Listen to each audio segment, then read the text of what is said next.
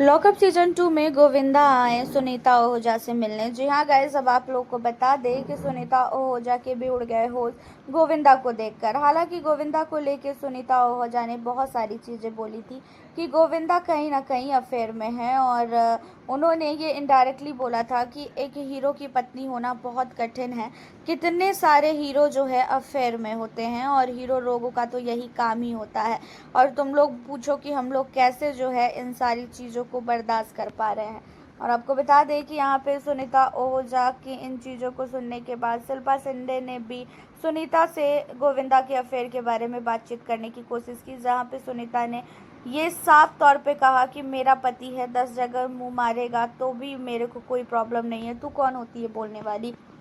अब इन सारी चीज़ों के बाद जो है गोविंदा पे भी बहुत सारे सवाल उठाए जा रहे हैं उनके अफेयर वगैरह के बारे में, और जिसकी वजह से गोविंदा ने आके हर एक चीज़ क्लियर किया और बताया कि उनका जो है किसी के साथ भी कोई अफेयर नहीं है।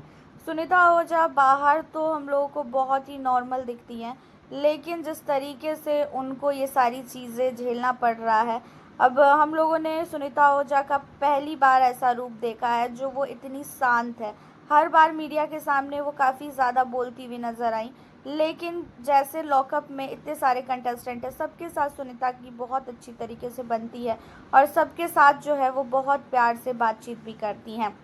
और जिसकी वजह से सुनीता का ये नया रूप देखकर सबको ऐसा लगा कि हो सकता है कि सुनीता को बहुत सारी चीज़ों को जो है फेस करना पड़ रहा होगा।